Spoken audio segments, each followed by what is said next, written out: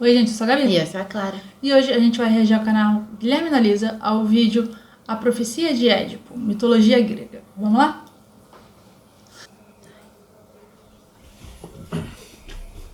No Mitologia de hoje, eu vou contar a história de Édipo, o primeiro motherfucker.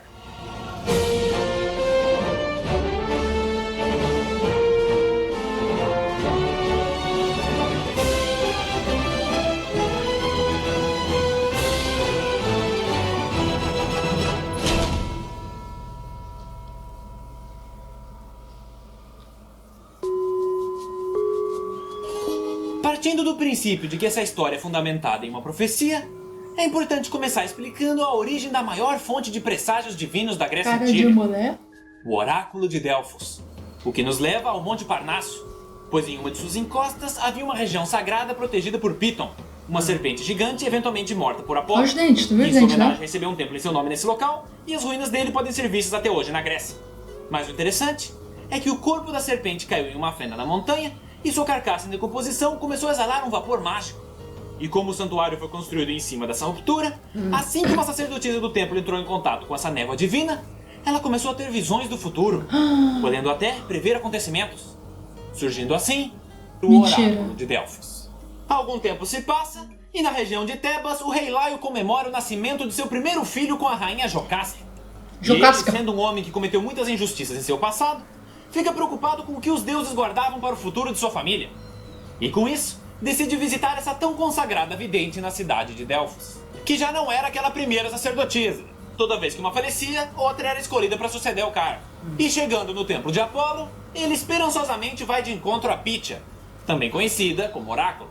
Mas suas expectativas são subitamente destruídas quando ela lhe conta uma terrível profecia. Seu próprio filho iria matá-lo. A princípio, ele se recusou a acreditar. Mas, nesse período, a excelente reputação das previsões feitas pela alta sacerdotisa já era conhecida por todos os reinos.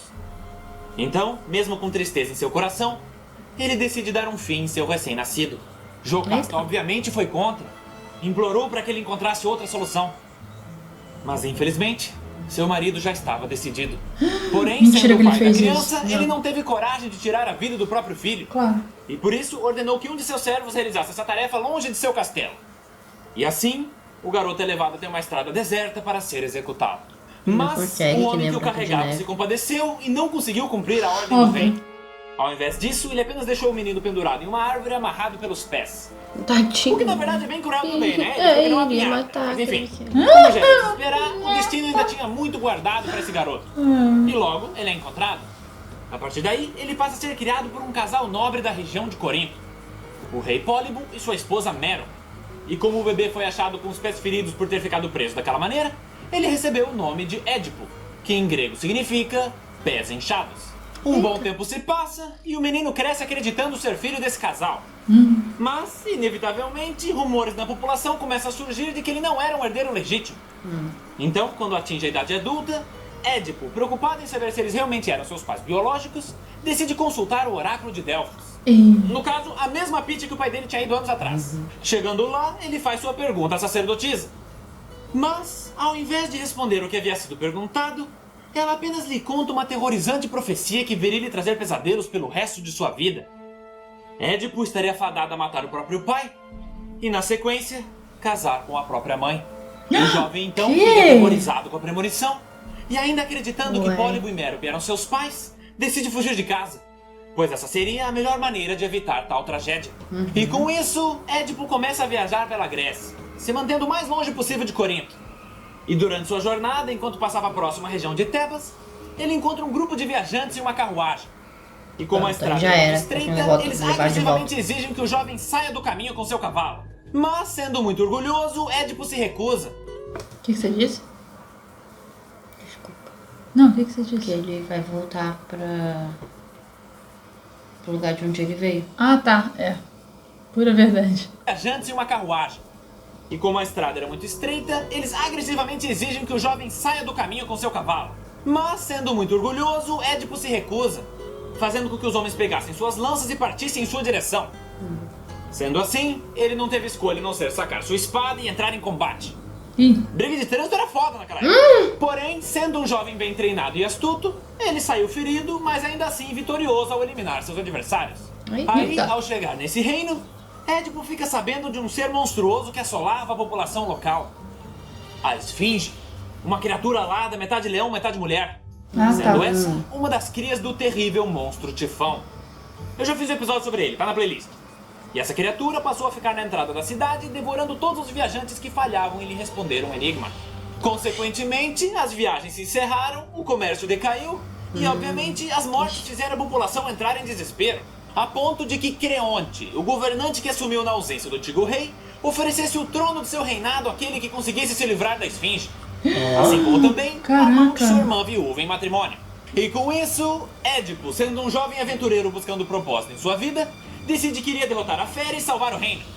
Então, E casar ele com a mulher. bravamente vai até o local e avista a criatura, que por sua vez dirige seu olhar a ele e sem delongas lhe diz o enigma. Qual era o enigma? Pela manhã tenho 4 patas, à tarde tenho 2, e ao chegar à noite tenho 3. Que animal sou eu? Édipo fica em silêncio, e após pensar por um instante, ele, sendo muito sábio para sua idade, diz sua resposta. Este animal é o homem. No início da vida engatinha sobre 4 patas, na idade adulta anda sobre 2, e na velhice usa uma bengala como apoio. E com isso, a esfinge derrotada se levanta, Uau. se dirige ao precipício mais próximo e se atira para a sua morte. O que, na minha opinião, foi um baita exagero da parte dela, né? É, Vamos sim, falar que já você é vi o que você perdedor. E fora que ela tinha asa, então nem dá pra saber se ela morreu mesmo.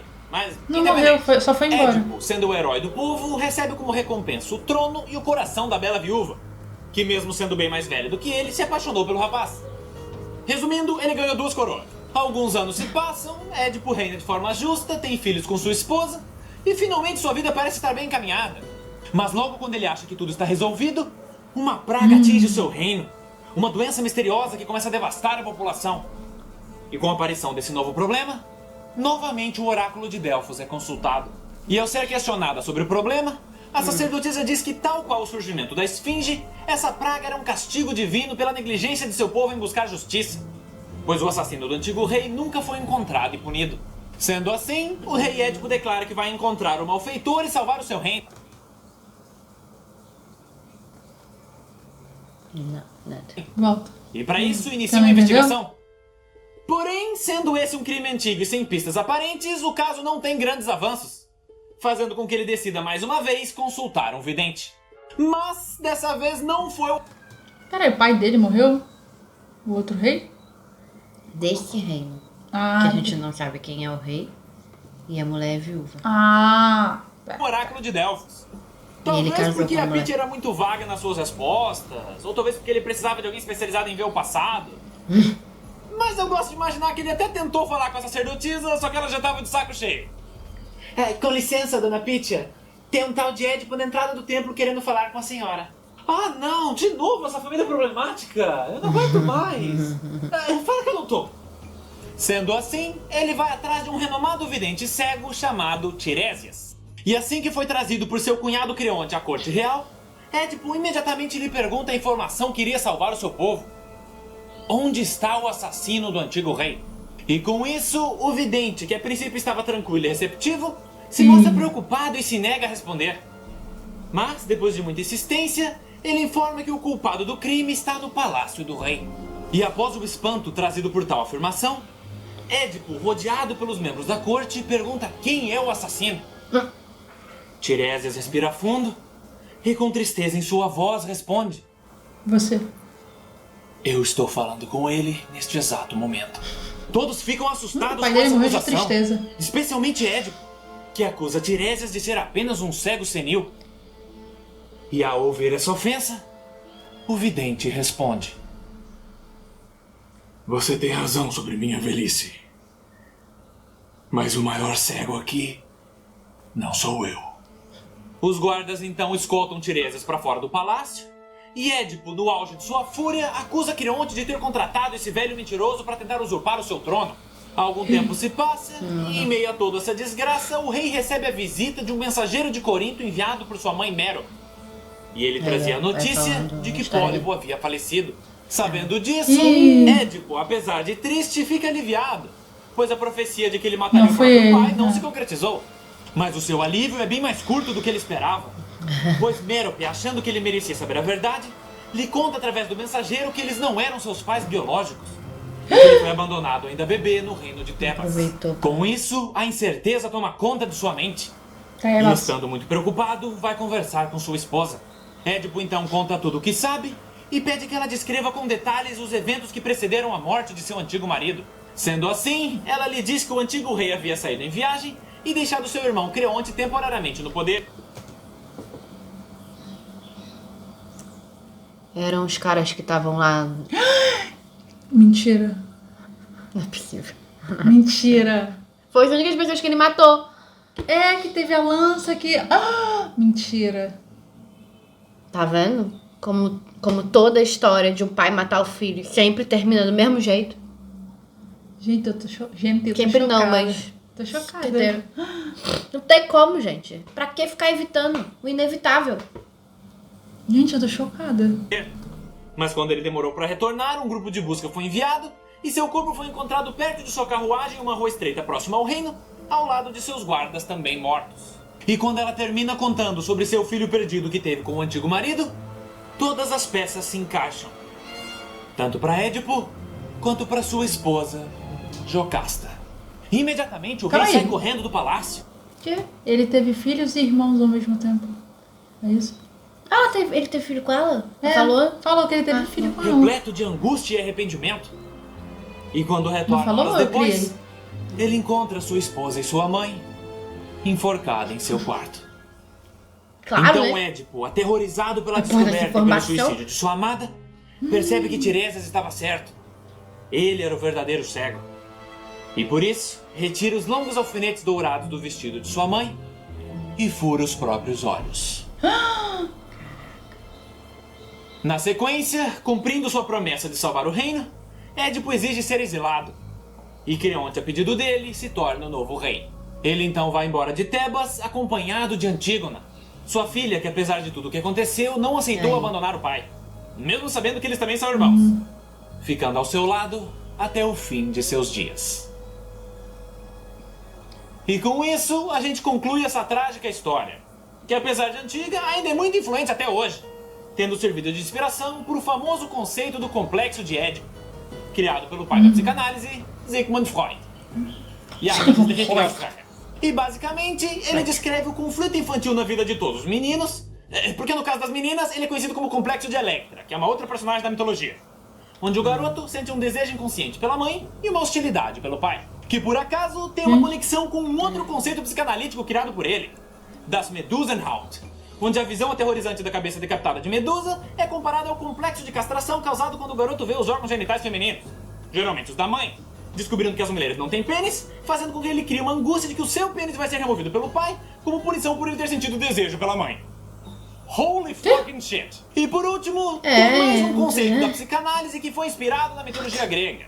Inclusive numa história que envolve o vidente Tiresias. Surgindo assim, um termo usado para descrever um amor doentio por si mesmo. Mas essa história conta no próximo Mitologia. Até mais! E aí pessoal, espero que vocês tenham gostado do vídeo. Por isso que eu não sou tão assim da psicanálise. Umas doideiras meio doidas. Cara, uma doideira meio doida. Algumas linhas da Uma psicanálise. doideira meio doida. Mas...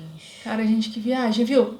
Botar Já o filho... profecia, dale que por aí começamos. Afastar o profecia. filho não quer dizer que... Não, porque é uma profecia autocumprida. É. O que é profecia autocumprida? Não é assim que fala? Não é assim que fala. É uma profecia que quando você descobre a profecia, você cumpre ela. Assim, porque você tá descobrindo, entendeu? Isso acontece, tipo... várias Gente, que coisas. doideira, nunca vi Então, isso. a partir do momento que você... Foi o que aconteceu com Harry Potter, assim, nos filmes, tá? Não sei quando como... lê a profecia, né? É, Quando quando, ele pega o lá. Voldemort soube da profecia, ele foi lá e fez todo um rolê. Aham, E aí tudo se cumpriu, sim. entendeu? Basicamente. Eu acho que se chama profecia autocumprida, alguma coisa assim. Que é quando você sabendo da profecia, a coisa acontece. Gente, Talvez que se legal. você não soubesse, talvez acontecesse, talvez não acontecesse. É por isso que... Gente, eu não sabia disso.